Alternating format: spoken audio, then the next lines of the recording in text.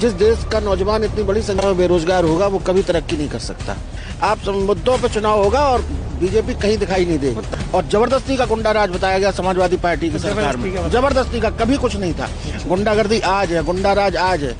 आज एक जात विशेष के लोग कुछ भी कर दें, आप उन पर मुकदमा नहीं लिखवा सकते। और रही बात यहाँ की विधायक की, तो उदी से लेकर इटावा तक पता कर लेना क्या क्या किया है। समाजवादी पार्टी उत्तर प्रदेश में लोकसभा सीटें 80 हैं। क्या लग रहा है कितनों पर जीत हासिल कर सकती है? देखिए, हम ज्योतिषी नहीं है, हम ये तो नहीं बता सकते। एक आंकड़ा बता सकते। आप सुन लीजिए, मैं ज्योतिषी तो नहीं हूँ कि मैं एक आंकड़ा बता दूं, लेकिन ये हम कह सकते हैं और बहुत जिम्मेदारी के साथ कह सकते हैं कि सभी 80 सीटों पर समाजवादी पार्टी बहुत ताकत से लड़ने जा रही है और जीतने के लिए लड़ेगी और ज़्यादा से ज़्यादा सीटें जीतेंगे। प्रधानमंत्री जी ने 2014 का जब चुनाव था उस समय वादा किया था कि हर साल 2 करोड़ रोजगार देंगे। 10 साल हो गए। अगर 2 करोड़ रोजगार हर साल के हिसाब से दिए होते तो अब तक 20 करोड़ लोगों को रोजगार मिल जाता। एक भी बेरोजगार नहीं रह जाता देश में। लेकिन अभी जो एनसीआरबी का डाटा आया है उसमें बेरोजगारी 45% तक हो गई। यानी इस देश का हर दूसरा या तीसरा नौजवान बेरोजगार है। नमस्कार दोस्तों, टाइम न्यूज़ 24 यूट्यूब चैनल में आप लोगों का स्वागत है। 24 के खेल के नए एपिसोड में अभी हम लोग समाजवादी पार्टी के एक नेताजी के पास है जिनका नाम है गोपाल यादव और प्रदेश सचिव हैं समाजवादी पार्टी के। तो सर, आपका बहुत बहुत स्वागत है टाइम न्यूज़ 24 पर। तो सर, 2024 का चुनाव नज़दीक आ रहा है, तो क्या कहेंगे? इस चुनाव में जनता बहुत परेशान है। इस चुनाव के आने से पहले नौजवान परेशान है, किसी के पास रोजगार नहीं है। प्रधानमंत्री जी ने 2014 का जब चुनाव था उस समय वादा किया था कि हर साल 2 करोड़ रोजगार देंगे। 10 साल हो गए। अगर 2 करोड़ रोजगार हर साल के हिसाब से दिए होते तो अब तक 20 करोड़ लोगों को रोजगार मिल जाता। एक भी बेरोजगार नहीं रह जाता देश में। लेकिन अभी जो एनसीआरबी का डाटा आया है उसमें बेरोजगारी 45% तक हो गई। यानी इस देश का हर दूसरा या तीसरा नौजवान बेरोजगार है। तो ये अपने आप में बड़ा विचलित कर देने वाले बहुत भयावह आंकड़े हैं। जिस देश का नौजवान इतनी बड़ी संख्या में बेरोजगार होगा वो कभी तरक्की नहीं कर सकता। एक बात, सरकारी नौकरियां हैं नहीं, सारी नौकरियां आउटसोर्सिंग से कर दी। अब जब चूक सारी नौकरियां आउटसोर्सिंग से हो गई तो आप मान के चलिए कि आरक्षण भी खत्म हो गया, क्योंकि प्राइवेट में तो आरक्षण है नहीं। जब आरक्षण खत्म हो गया तो सामाजिक न्याय भी खत्म हो गया। इसीलिए हम लोग जातिगत गणना की मांग करते हैं। इसके अलावा आप बात करें अगर किसानों की, तो किसान परेशान है। किसान की फसल का मूल्य नहीं मिल रहा है कतई भी। ऐसी अभी सर्दियाँ चल रही थी, अभी भी सर्दी है, लोग रात रात भर खेतों में बैठे रहे और जरा सी नज़र चूकी, बिजली नहीं यार, रात में हाथ जरा सी नज़र चूकी तो अन्ना पशु, आवारा जानवर फसल खा गए। यूरिया 50 किलो की बोरी आया करती थी, पहले 5 किलो कम किए, 45 किलो की कर दी, अब और 5 किलो कम कर दिए, 40 किलो की बोरी हो गई। तो ये 10 किलो चुराए है ना। किसने चुराए? सरकार ने चुराए। आप व्यापार की बात करें अगर, तो पहले नोटबंदी, फिर बिल्कुल कंफ्यूज कर देने वाली जीएसटी, उसके बाद ये लॉकडाउन आ गया 2 बार और व्यापारी की कमर टूट ही गई थी। और ये आप देखें कि अब हर जगह ऑनलाइन हो गया। व्यापारी क्या करे? तो किसान, नौजवान, व्यापारी सब परेशान है। सर, ऑनलाइन वाला तो ठीक है ना, डिजिटल चल रहा है। नहीं, ऑनलाइन वाला पैसा क्या ठीक कैसे है? मैं तो इस पर डिबेट कर सकता हूँ, जैसे चाहे कैसे डिजिटल चल रहा है। ऑनलाइन मार्केटिंग की बात मैं कर रहा हूँ। ऑनलाइन मार्केटिंग में जो कंपनियां हैं वो आपके देश की है, आपके देश की कंपनी है। कौन सी कंपनी है आपके देश की?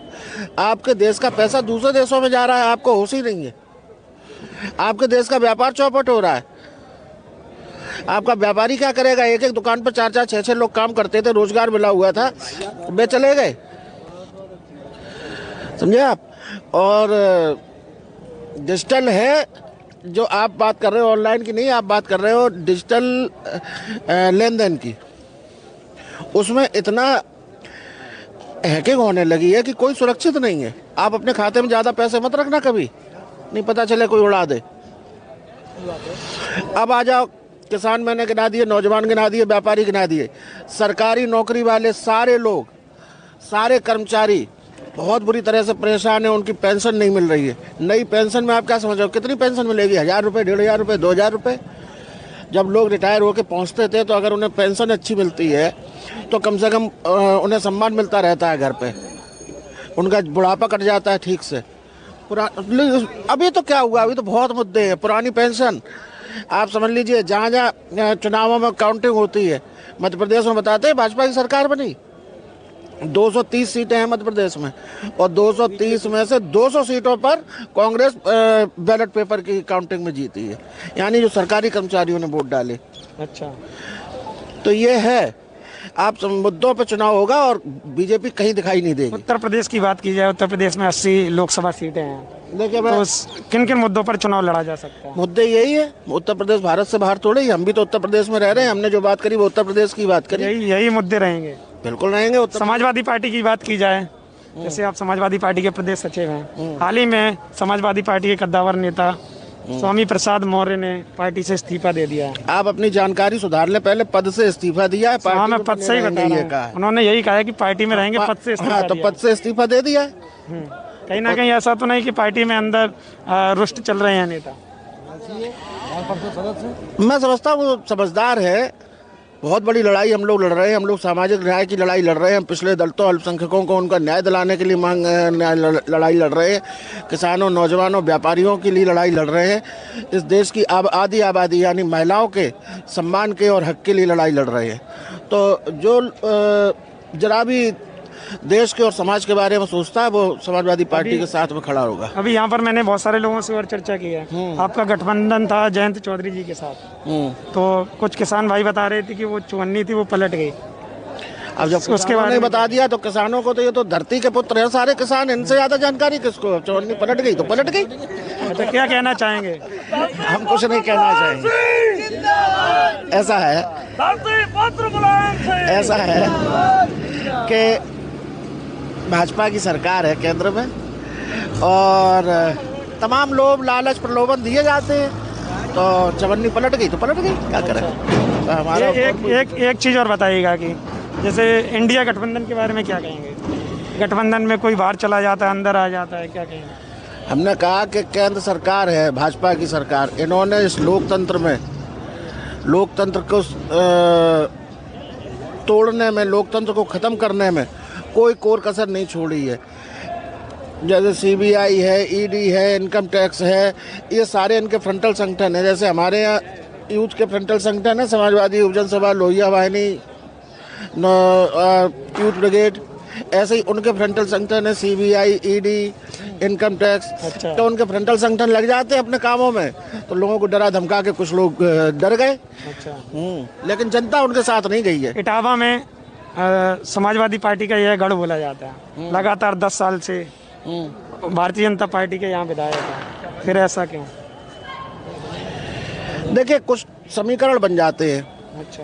हमने आपसे कहा कि कुछ ना कुछ समीकरण, परिस्थितियां ऐसी बन गई कि भारतीय जनता पार्टी की विधायक जीत गई, वरना और कितने, केवल 4000 वोट से जीती। बहक गए लोग, कुछ गलतफहमियां हो गई, कुछ परिस्थितियां ऐसी बन गई। लेकिन आप सोचो, उस आपने एक ही कह दिया भारतीय जनता पार्टी विधायक। अब आप उससे पहले आ जाओ, 2020 में पंचायत चुनाव हुए, 24 जिला पंचायत सदस्यों में एक बीजेपी का जिला पंचायत सदस्य जीता। 8 ब्लॉक प्रमुखों में एक ब्लॉक प्रमुख बीजेपी का जीता, वो भी टाई पे लॉटरी में, और वो भी तब जब सरकार के सारे हथकंडे उन्होंने अपना लिए। नगर पालिका में अभी उसके बाद चुनाव हुए, इटावा गढ़ है समाजवादी पार्टी का, 3 नगर पालिका, 3 टाउन एरिया, एक भी अगर भाजपा का हुआ हो, जीता हो तो फिर ये भी देखो दोस्त। मतलब वो वोट का जो परसेंटेज है वो कहीं ना कहीं आप कह रहे हैं सपा की तरफ है? पूरी तरह से सपा की तरफ ही नहीं है, सपा का ही है, सपा का ही है, सपा का ही। अच्छा, सपा का ही है। एक चीज़ और बता दीजिए, लास्ट सवाल रहेगा आपका, कि समाजवादी पार्टी की सरकार पहले थी और अखिलेश यादव जी मुख्यमंत्री थे, कहीं ना कहीं लोगों के मन में एक सवाल आया है, जो आम जनता से मैंने बातचीत की है, क्योंकि अभी हम लोग एक शो चला रहे हैं 24 का खेल, उसमें आम जनता से बातचीत कर रहे हैं, वो लोग ये कहते हैं कि गुंडागर्दी खत्म हो गई है। क्या ऐसा था कि समाजवादी पार्टी की जब सरकार थी तो गुंडागर्दी थी क्या? रुक जा, हम जवाब देंगे। जी, आप ये आम पब्लिक की आम पब्लिक का सवाल है। आम पब्लिक का सवाल है। उसी पब्लिक में से आप पलट के ये पूछना किसी भी व्यक्ति से और आगे पूछ लेना कि आपके साथ कभी कोई बात हुई। केवल एक ये प्रोपेगेंडा बनाया गया बीजेपी के लोगों के द्वारा, आरएसएस के द्वारा, मीडिया के द्वारा, और जबरदस्ती का गुंडा राज बताया गया समाजवादी पार्टी की सरकार में। जबरदस्ती का, कभी कुछ नहीं था। गुंडागर्दी आज है, गुंडा राज आज है। आज एक जात विशेष के लोग कुछ भी कर दें, आप उन पर मुकदमा नहीं लिखवा सकते। और रही बात यहाँ की विधायक की, तो उदी से लेके इटावा तक पता कर लेना क्या क्या किया है। अच्छा, हाँ सर, ये पता कर लीजिए। ये केवल एक this was a propaganda made by media. Media was involve also in that propaganda. Sir last सवाल, समाजवादी पार्टी उत्तर प्रदेश में लोकसभा सीटें 80 हैं। क्या लग रहा है कितनों पर जीत हासिल कर सकती है? देखिए, हम ज्योतिषी नहीं है, हम ये तो नहीं बता सकते। एक आंकड़ा बता सकते आप सुन लीजिए, मैं ज्योतिषी तो नहीं हूँ कि मैं एक आंकड़ा बता दूं, लेकिन ये हम कह सकते हैं और बहुत जिम्मेदारी के साथ कह सकते हैं कि सभी 80 सीटों पर समाजवादी पार्टी बहुत ताकत से लड़ने जा रही है और जीतने के लिए लड़ेगी और ज़्यादा से ज़्यादा सीटें जीतेंगे। हो सकता है कि कुछ सीटें न जीत पाए, लेकिन 80 में से ज़्यादातर सीटें समाजवादी पार्टी जीतेगी। आप देखते उत्तर प्रदेश में पूरी मजबूती से लड़ेंगे। पता नहीं चलेगा किसी का। क्या बात करते हो? तो देखिएगा आप लोग, अभी गोपाल यादव जी हमारे साथ मौजूद थे, समाजवादी पार्टी के प्रदेश सचिव। इन्होंने अपने अंदाज में आपको बहुत सारी चीज़ें बता दी हैं। कमेंट करके आपको बताना है क्या प्रक्रिया रही और आपको क्या लग रहा है 2024 में किसकी सरकार बनती हुई नज़र आ रही है। इनका ये कहना है कि समाजवादी पार्टी उत्तर प्रदेश में 80 सीटों पर बहुत दमदारी से चुनाव लड़ रही है और बहुत अच्छा रिजल्ट आएगा। सर यही कहना है ना? बिल्कुल बिल्कुल। तो सर का यही कहना था। कमेंट करके आपको बताना है कि 24 के खेल में क्या होने वाला है। धन्यवाद।